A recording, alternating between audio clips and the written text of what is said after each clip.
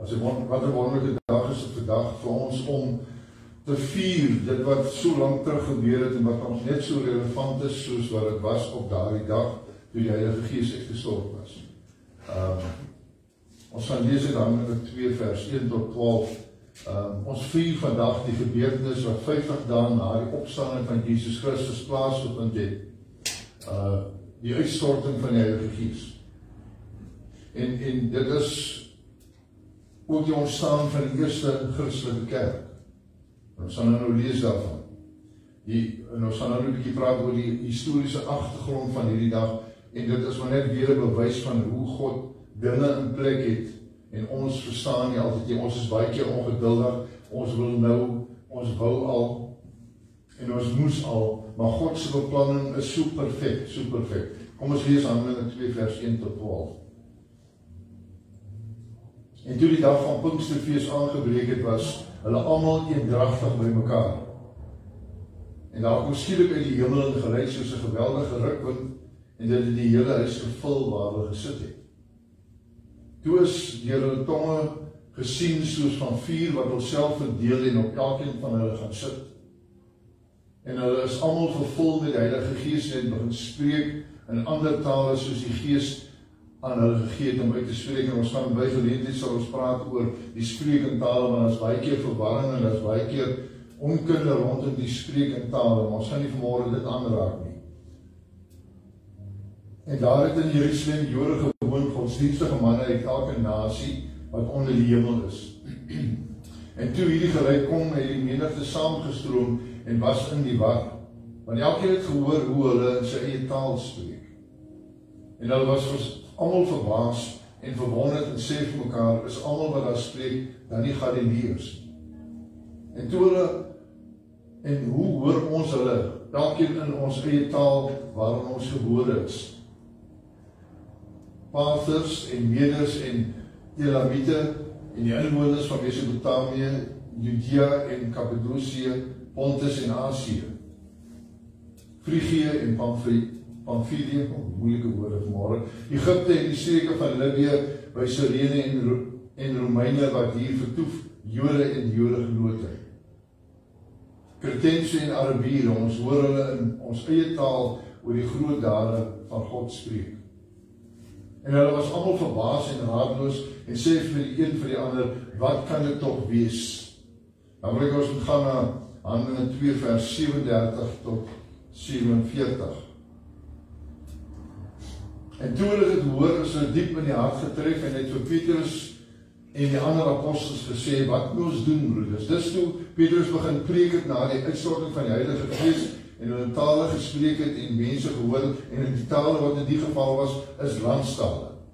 Grieks, Hebreeus, Engels, Afrikaans, Xhosa, whatever taal, dit was die tale gewone landstale in daardie geval op daardie dag. En Petrus sê vir hulle, bekeer julle en laat elkeen van julle gedoop word in die naam van Jesus Christus tot vergifnis van sondes en julle sal die gawe van die Heilige Gees ontvang. Want die belofte kom julle toe en julle kinders en almal wat daar ver is, die wat die Here onze God in hom sal roep, na hom sal roep, En baie ander woorde het hy hulle besweer en vermaan en gesê, laat julle red uit hierdie verkeerde geslag. Die wat sy woord met blydskap aangeneem het, is gedoop, en daar is op die dag omtrent 3000 siele toegebring. Dis die eerste Christen kerk of Christen bijeenkomst wat gehou was. Hulle het volhard in die leer van die apostels en in die gemeenskap en in die breking van die brood en in die gebede. En vrees het op elkeen gekom en baie wonders en tekens het die apostels plaasgevind. Ek dink hierdie vrees is nie 'n vrees van bang wees, bewe en verskrik wees nie. Die vrees is respect. It's something like they were in awe. Hulle was oorbluf deur die grootheid van God en al die tekens en al die wonderwerke en dit wat hulle ewe skielik gehoor het, wat hulle nooit verstaan het, wat onbekend was, wat nooit gedeel was in dit. En almal wat gelowig geword het, was by mekaar en het alles gemeenskaplik besit. En hulle eiendomme en besittings het hulle verkoop en die opbrengs onder mekaar verdeel volgens die wat elkeen nodig gehad het. En dag vir dag het hulle eendragtig volhard in die tempel en van huis tot huis brood gebreek en hulle voedsel met blydskap en eenvoudigheid van hart geniet. Terwyl hulle God geprys het en in die guns was by die hele volk en die Here het daagliks by die gemeente gevoeg die wat gered is. Jy sien, is baie te sê en mense is baie keer geneig om gedeeltes uit die Bybel te gryp, soos onder andere sal mense sê, maar ek is die kerk, ek het nie 'n kerk nodig nie. Ek vir niks moet jy sê jy het 'n kerk nodig. Jy is nie die kerk nie, jy is maar 'n baksteen in die muur. Jy is maar 'n venster. Jy is maar 'n onderdeel van die liggaam van Christus, van die kerk van Christus. Jy is nie die kerk nie. Jy is 'n deel daarvan. En baie keer is daar baie mense wat disfunksionele lede van Christus se liggaam of kerk is. Daar is ook die wat sê, maar ons moet huiskerk hou. Ons kyk, hulle sê hulle van huis tot huis gegaan, maar hulle lees nie die hele storie nie. En gewoonlik is my kommentaar dan, en sê, kom ons lees gou van die begin af, dan 'n bietjie lekker reg. Almal het alles gemeenskaplik besit. Dat hulle goed verkoop en on mekaar verdeel en niemand het 'n tekort gehad nie. As sê, kom ons begin goed daar. Voor ons besluit waar ons gaan kerk. En dis gewoon waar die mense my verloor, maar hulle sê, hoor, ons gaan later weer praat hieroor. Maar tegnies moet ons dan nou doen, want as ons dan nou soeke ingestel op sekere dele van die Bybel, wat aangegryp word, moet ons die hele woord onthou. Daar is ook gesê dat hulle in die tempel volhard het, met ander woorde gereeld by 'n plek van aanbidding by mekaar gekom, en dan van huis tot huis probeer om die evangelie te versprei en te verkondig tussen die mense wat dit nog moet hoor. Maar dit daar gelaat, ek gaan nie volgende lees bietjie daaroor nie. Die historiese agtergrond van Pinksterdag is dat nou gaan ek probeer om hierdie reg uit te spreek, ek is nie Hebreeus nie, die Shavuot. Dit was 'n fees wat gehou was, 'n geleentheid wat gehou was om die oeste te herdenk. En dit het 50 dae na die Pasga het dit plaasgevind. En dan het mense by mekaar gekom en hulle het nou 'n fees gevier en hulle dit herdenk die oeste wat dan nou afgehaal was. En dit is vir my baie opmerklik en dit is vir my baie wonderlik dat God se beplanning van so 'n aard was. Dat hierdie 10 dae se wag nie maar toevallig was. Ja, ek kon dit seker direk die Heilige Gees uitgestort het dieselfde dag, die volgende dag toe Jesus opgevaar het. Maar nee, daar was nog 'n tyd van wat die disippels moes in voorberei, wat hulle self moes georiënteerd en reg moes kry, waar hulle getoets was of hulle geduldig genoeg sou wees om te wag dat God dit vir hulle gee wat beloof is. En daarom moes hulle wag. Maar dit is ook dan vir my opmerklik dat dit saamgeval het met hierdie viering wat ongelowig is, of wat nog mense wat nog nie tot bekering gekom het nie, wat almal gebring het na Jerusalem toe om daar te wees, sodat wanneer hierdie geleentheid die uitstorting van die Heilige Gees plaasvind, dat almal daar was om dit te hoor te kan ontvang en 'n keuse te kan maak. So God se tydsberekening is absoluut fenomenaal. Wat vir ons as mense baie keer lyk of God talm en asof dinge nie gebeur nie, daardie deurbraak wat nie kom nie, daardie deur wat nie vir my oopgaan nie, daardie geleentheid waarvoor ek so lank al bid en vra, daar is 'n rede waarom God baie keer terughou. Dit is nie net omdat ek te sondig is nie, baie keer is ek nie gereed nie. Die Israeliete moes 40 jaar in die woestyn loop omdat hulle 'n slawe mentaliteit gehad het. En baie keer het ek en u 'n slawe mentaliteit en daarom kan God ons nie gee dit wat ons wil hê en dit wat hy vir ons wil gee nie, want ons is nie gereed om dit te kan hanteer nie. Die beplanning, die goddelike beplanning was baie goed, sodat die maksimale evangelisasie van God se koninkryk kon plaasvind. Die apostels was verander deur die uitstorting van die Heilige Gees. Hulle was bemagtig deur die gebeurtenis. Ons lees daar 'n skielike geluid van wind was en dat die vuurtonge. So wind en vuur is tekens van die Heilige Gees teenwoordigheid.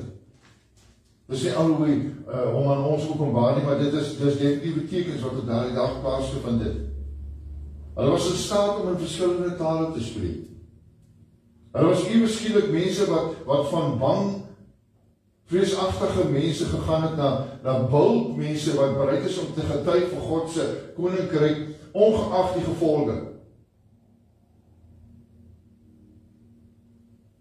Die Heilige Gees verander mense en dinge tot voordeel van God se koninkryk. Om funksioneel te wees, om 'n verskil te maak. Om mense te inspireer. Ek en u, wat sê ons is kinders van die Here, ons is baie keer geneig, en baie mense is geneig om nie hierdie te verstaan nie, om dit te hoor, maar nog nie die invulling, die dooping met die Heilige Gees te ervaar het nie. En dis nie 'n noodwendige once upon a time nie, dit is iets wat kan gebeur by jou huis, is iets wat kan gebeur in 'n diens, dis in enige byeenkoms, in enige plek soos God dit wil bestem, as ek ontvanklik is, as ek gereed is om dit te ontvang. Die disciples, die apostels was by mekaar eendragtig. Dis 'n belangrike onderdeel van die uitstorting van die Heilige Gees, om God se Gees te ervaar. Daar moet eendragtigheid wees. Daar moet samestemming wees. Daar moet eenheid wees. En ek dink dit is 'n groot probleem in die kerke wêreld vandag, dat daar bitter baie onmin is. Dat daar baie verdeeldheid is, en dit is hoekom God se Gees nie kan werk nie, want hy kan nie werk in 'n omgewing waar daar twis en tweedrag is nie. God se Gees werk waar daar eenheid is. En dis hoekom baie kerke sukkel. Dis hoekom baie kerke hulle wend tot, en ek sê dit met groot respek, baie kerke wend dit en hulle het entertainment shows. Hulle moet mense vermaak, hulle moet mense, dit is seeker friendly, wat noem ons dit? Hulle is gerig op die mens, om die mens te behou, om hom vandag iets te gee dat die volgende Sondag weer kom. Ek noem dit in my eie terme 'n entertainment show. Ons hoef nie 'n stroewe en volgens sekere reëls preke in dienste te hê nie. Nee, ons kan opgewonde diens hê. Ons moet opgewonde diens hê, maar dis 'n byeenkoms waar God se Gees is. Maar hy sê waar 2 en 3 in my naam vergader, is ek in hulle midde, en God se Gees is vanmôre hier. Hy is hier vanmôre. Maar as ons gereed om te laat werk deur ons, is ons gereed om vir hom vrye teels te gee, om te sê, Heilige Gees, vat my, gebruik my, soos wat u voel om my te gebruik. Ons moet gereed wees om die Ruach Elohim, the Spirit of God, die Ruach Elohim te ontvang. Johannes 14, vers 15 tot 17. As julle my lief het, hierdie is baie belangrik mense, en ons mis dit baie keer, ek mis dit baie keer, en ek weet baie mense mis dit baie keer. As julle my lief het, bewaar my gebooie. Met ander woorde, leef volgens my woord, leef volgens my wil, leef volgens die opdragte, die voorskrifte, wat die handleiding van die mens vir jou inhou, leef daar volgens. En ek sal die Vader bid, en hy sal julle 'n ander trooster gee, dis die Heilige Gees, om by julle te bly tot in ewigheid. En die Gees van die waarheid, wat die wêreld nie kan ontvang nie, omdat dit hom nie sien en hom nie ken nie, maar julle ken hom, omdat hy by julle bly en in julle sal wees. Die vraag is vanmôre, ken ek môre die Heilige Gees? Is my liggaam die tempel van die Heilige Gees? Is hy van so 'n aard? Want so, ek praat nie van spiere en mooi klere en make-up nie. Ek praat van, is my liggaam 'n plek waar die Heilige Gees môre welkom voel? Wat doen ek met my liggaam? Wat doen ek met my gedagtes? Maar dit sluit alles in. Dis nie net die vlees nie, dis ook my denke, my emosies, my gevoelens. Wat doen ek daarmee? Is die Heilige Gees bereid om te midde van dit te kom woning maak in my? Is hy bereid om te kom werk deur my? Is ek in die formaat waar die Heilige Gees my kan gebruik? Want die krag, want daar's 'n gedeelte wat sê, ons sing 'n liedjie, dat dieselfde krag, dieselfde Gees wat in ons leef as kinders van die Here, is dieselfde Gees wat Jesus uit die dood het opgewek het. En hoe kragtig en hoe magtig is dit nie? Dieselfde Gees waar die wonderwerke plaasgevind het. Die skepping van die aarde. Hy was daar. En daardie Gees wil in ons kom bly. Maar kan God ons vertrou om daardie potensiële, daardie latente krag los te laat in my en u lewens? Kan God ons vertrou? Ons sien dat die Heilige Gees is deel van die drie-eenheid. En dan sê daar mense wat, nee, maar die drie-eenheid is nie 'n term wat in die Bybel genoem word nie. Dit is dalk so, die woord word dalk nie gebruik nie, maar help my met die woord. Die konsep, daar is ook 'n ander woord, dankie, is dit word in die Bybel, Vader, Seun en Heilige Gees word 'n paar keer genoem in die Bybel. Die drie-eenheid word genoem, nie by die naam drie-eenheid nie, maar Vader, Seun en Heilige Gees word genoem. So, die Heilige Gees is nie Casper the Friendly Ghost nie. Jy ken vir Casper the Friendly Ghost, hy klink spooky. Dit is nie die Heilige Gees nie. Hy is 'n hy. God verwys na hom as hy, na hom. So dis 'n persoon. Dis nie maar net 'n gas of 'n entiteit nie. Ja, ons kan hom nie sien nie. Ons kan hom nie aanraak nie, maar ons kan hom ervaar. Ons kan wanneer hy werk in ons midde, wanneer hy werk deur ons, kan ons dit ervaar, dan weet ons, dis die Gees van die Here. En glo vir my, as ek en u ons beskikbaar stel vir die werking van die Heilige Gees, dan sal jy dit weet. Want jy sal ewe skielik dinge doen wat jy nooit voorheen gedoen het nie. Jy sal ewe skielik dinge sê wat jy nie geweet het, jy weet nie. Ek het dit al ervaar in my lewe. Ek het myself impress, myself verbaas. Want ek dink, terwyl ek praat, dan denk ek myself, waar kom jy hier aan? Dan weet ek, dis nie ek nie, dis die Heilige Gees wat deur my werk, wat dinge sê tot stigting of tot bereddering van 'n situasie.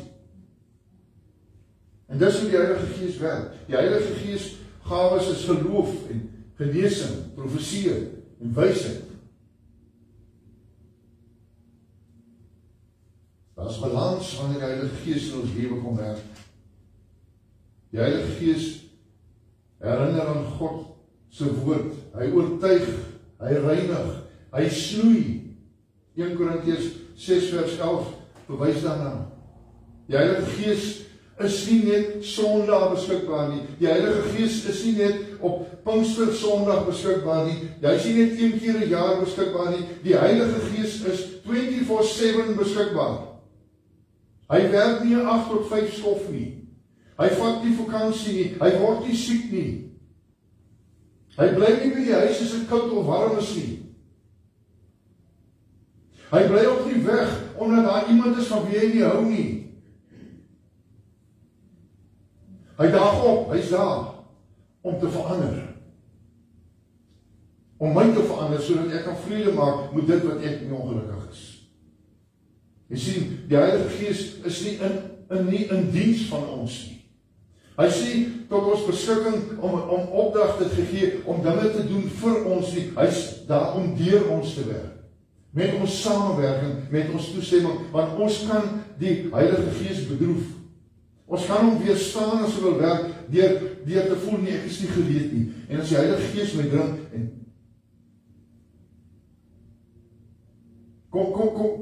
kom ek sê vir jy dat ons is geneig om, en ek weet nou nie of ek my storie die mekaar gaan, ja, kom ons los dit gou eers hier sit.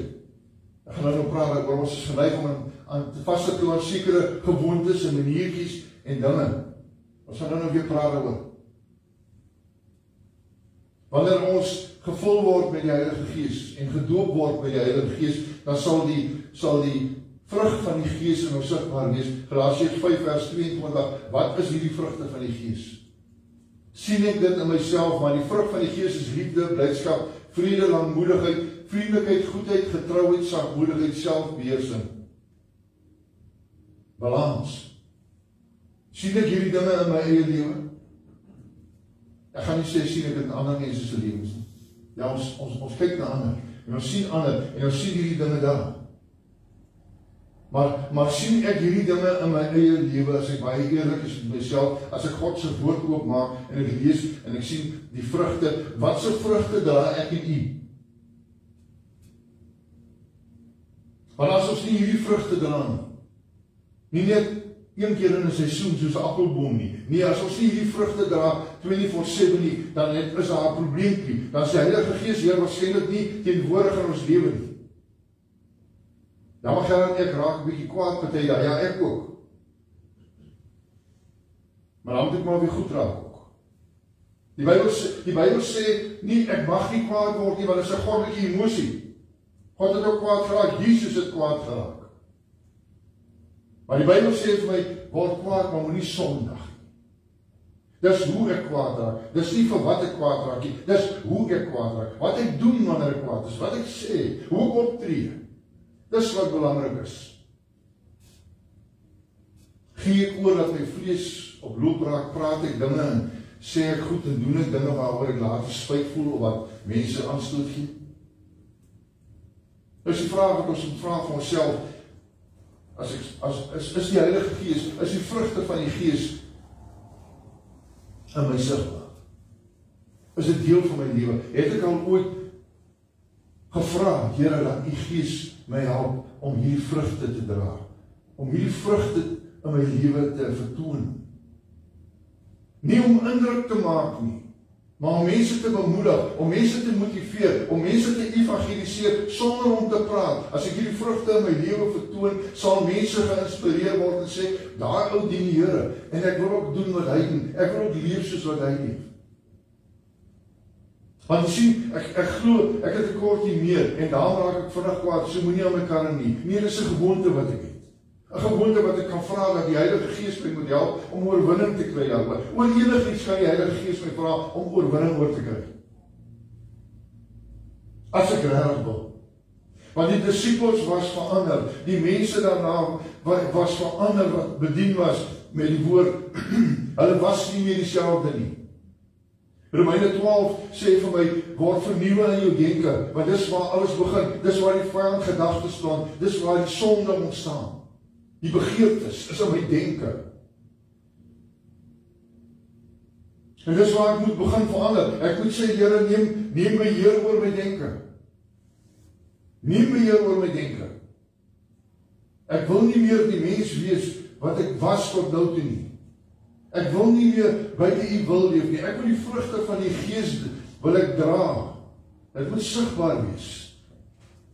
Sodat dit verander daar kan wees. Nie vir myself nie. Vir my om te brek mee en te sê, ek is aan nodig. Ek is aan so 'n goeie kind van die Here. Nee. Baie blokkeer die Heilige Gees. Want ek wil in beheer wees. Soos my lewe. Ek wil in beheer wees.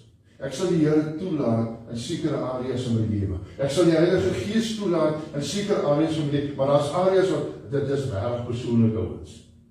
Ons kan dan nog nie alles doen. Dis mos aan my lewe. Die Here het my mos met 'n soewereine eie wil geskep. Heeltemal reg. Om te onderwerp aan Hom, aan sy Heilige Gees. Dis hoekom hy. Om Hom te verheerlik, om Hom te dien. Nie vir my om ryk te word en vernaam te word en te whatever nie. En gesien te word en vereer te word deur mense nie. Want as ek soek na die eer van mense, dan mis ek die punt. Dan gaan ek heel waarskynlik nie tyd hê en dan sal nie plek wees vir die Heilige Gees om in my lewe te kom en te kan werk. Ons blokkeer die Heilige Gees. Ons is nie sensitief vir die Heilige Gees nie. Hoe is ek sensitief vir die Heilige Gees? Wanneer hy my dring, wanneer ek voel, okay, dis nou nie eintlik reg nie, maar niemand kyk nie, ek gaan dit maar in elk geval doen, of ek gaan dit maar vat.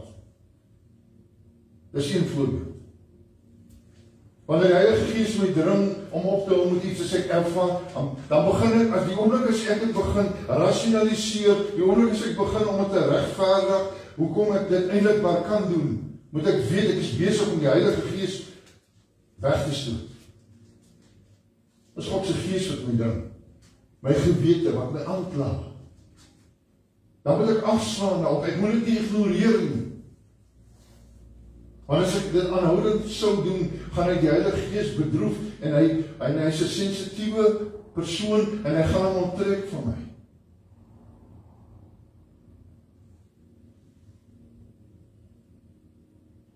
As ek nie in verhouding leef met Jesus Christus nie, kan die Heilige Gees nie funksioneer lewe nie. Dan gaan ek nie sy stem, sy insette in my lewe erken en ervaar nie. Want as ek in verhouding met iemand leef, nie net in 'n huweliksverhouding of in 'n liefdesverhouding nie, maar ja, 'n liefdesverhouding soos met die Here. Maar as ek in verhouding leef met mense saam met wie ek die Here aanbid, dan sal ek begin leer in tyd wat is die voor- en afkeer van die mense. Ek sal begin leer dinge rondom daardie persoon. En dis hoe dit moet wees met die Heilige Gees. Ek moet leer om die Heilige Gees te ken. Die voor en die afkeer, dit wat hom bedroef, dit wat hom hartseer maak. Maar as ek nie in verhouding leef met Jesus Christus nie, dan gaan ek nie ooit dit leer. Maar as ek in verhouding met iemand leef, vriendskap, hoe dit ook al sê, dan is dit belangrik dat ek weet dinge rondom daardie persoon. Dat ek weet wat maak daardie persoon gelukkig of ongelukkig. Want ek wil graag daardie persoon naby my hê. Ek wil graag daardie persoon behaag. En ek glo as dit elkeen van ons is nie om people pleasing te word nie, maar om mense in ag te neem, om my gevoelens en alles in ag te neem, nie maar my foute toe te smeer, dis my vriend, ek sien toch nie raak die verkeerd wil nie. Ons moet juist mekaar vermaan, sê die Bybel solang dit vandag is. Nie kritiseer nie. Ons moet mekaar reg help. Ons moet mekaar help om koersaanpassings te maak. En ons moet nie sê, wie is jy vir my te sê? Ek moet luister. Wanneer die Heilige Gees deur iemand, deur die woord, deur musiek, deur my eie gevoelens en emosies met my praat, moet ek luister. Ek moet 'n sensitiewe oor ontwikkel dat ek weet, okay, ek moet afslaan. Dis nie nou sommer net 'n gedagte. Ek kan nie God soos 'n toeskouer behandel. Ek kan nie die drie eenheid soos 'n toeskouer behandel, net by geleentheid verwag hulle moet van die paviljoen af my cheerings bedien. God is nie 'n toeskouer nie, hy is deel van my lewe. Spreuke 3 vers 5 tot 8.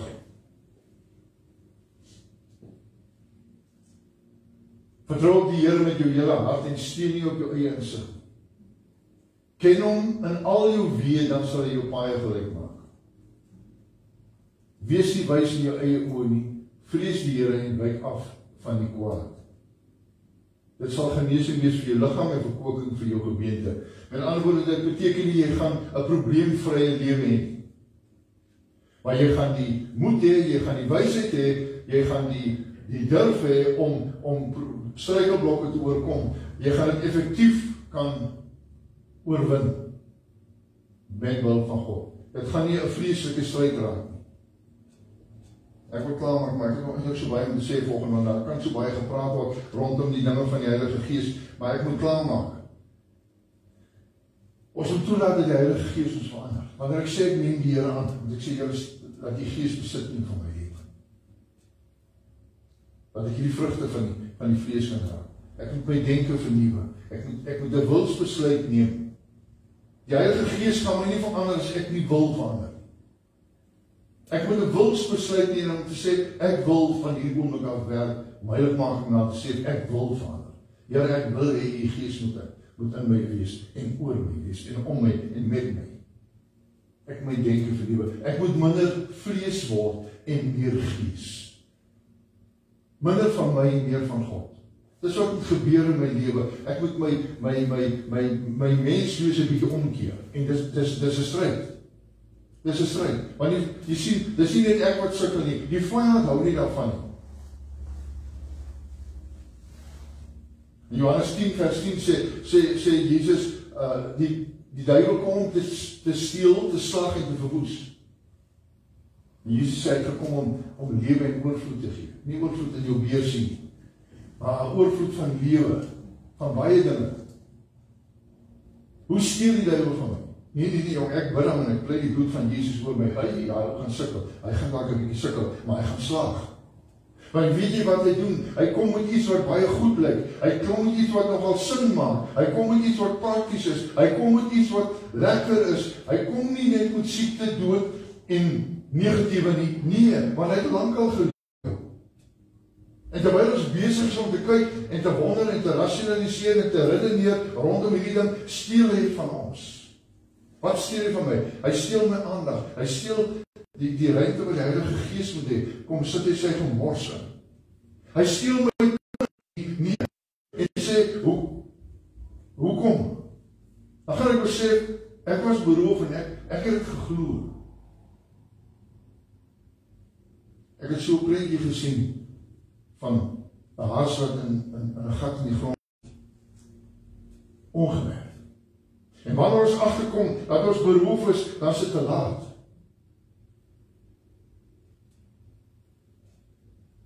Dan sit ons net in die spyt. Hy kom en hy sien ons vir die moedigheid. Hy kom nie met jou kind straf nie. Dis aanraanding. So anders sal ons daaroor praat. Die woord van die Here sê vir my, spaar nie, ons moet vlees. Wat ons sê hoe, wat twyfel skep in ons gemoed, wat maak dat ons vlees rebelleer en nie wil oorgee nie. As ons maar net kan toelaat dat die Heilige Gees in sy volheid oorneem in ons lewens. Ek dink dit sal fantasties wees. Ons sal hierdie wêreld omkeer.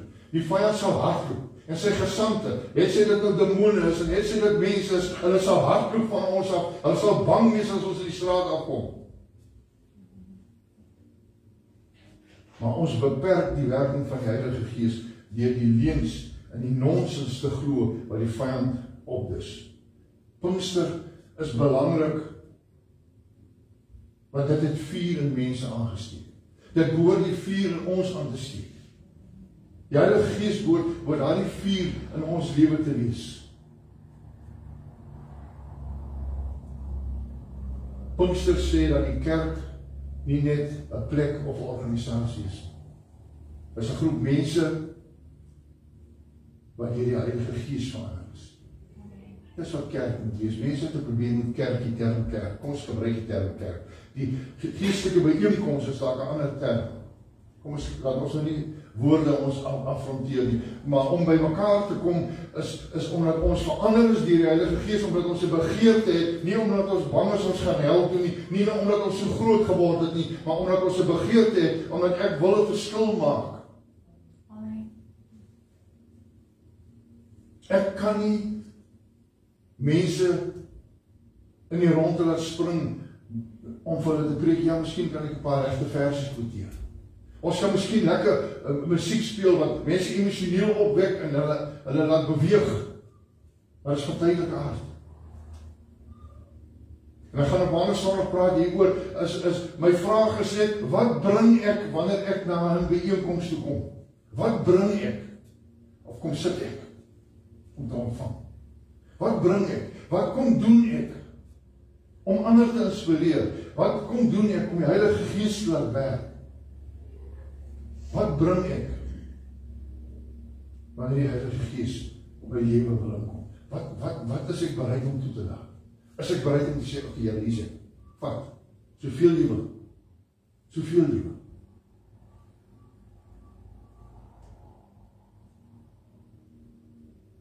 Ons is nie veronderstel om net vir onsself te lewe nie. Ons is veronderstel om vir God se koninkryk in die eerste plek te leef en om te evangeliseer, om 'n verskil te maak aan ander mense se lewens. Dis wat ons veronderstel is. Dit is ons doel op aarde. Om te werk, om kos op die tafel te sit en dinge te kan bekom, is maar deel van die lewe. Want dit is nie die hoofdoel van ons lewe. God is belangriker as dit. Ek wil vanmôre bemoedig en sê, kom ons nooi vanmôre die Heilige Gees in. Kom ons sê vanmôre, Here, ek wil die Gees in volheid in my lewe inneem. Ek wil my vlees kruisig vanmôre weer eens. Ek wil vanmôre my geesmens laat opstaan. Ek wil vanmôre my geesmens groter laat wees as my vleesmens tot nou toe kon wees. Want ek weet dat as ek my geesmens laat lei en die toon aangee en die besluite laat neem, dan sal dit tot voordeel wees van my vleesmens. En my vleesmens mag al rebelleer en sê, ja, maar ek wil dit, maar dit is nie noodwendig goed vir my nie, want my gees sal weet dat dit beter is om dit nie te hê nie. Ja, ons Vader, ons kom in die oggend en sê baie dankie. Baie dankie vir 'n Pinksterdag wat ons gaan herdenk en vier die uitstorting van die Heilige Gees, Here, maar ook baie dankie dat die Heilige Gees elke dag beskikbaar is in ons midde beweeg, Here. En graag wil sien dat ons die vrugte van die Gees dra.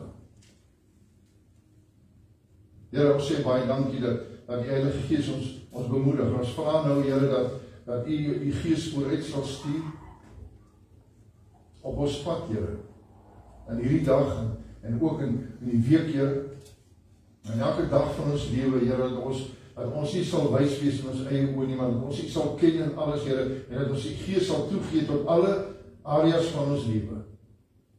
Dat daar nie 'n pakkamertjie sal wees waar ons die sleutel diep in ons sak druk, sodat die Heilige Gees nie toegang kan kry. Dat ons wil vanmôre kom en ons wil sê ons wil deur en vensters oopgooi, sodat die Gees kan kom. Sodat dit wat binne ons is, wat nie van U af is, kan uitgaan en uitbeweeg, Here, sodat ons meer en meer van U in ons kan kry, sodat minder van ons eie vlees en van die wêreld in ons sal wees. Ons dankie vir die wonderlike voorreg, Here, om te kan sê, Here,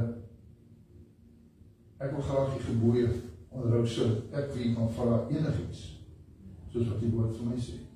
Ons dankie daarvoor in Jesus naam. Amen.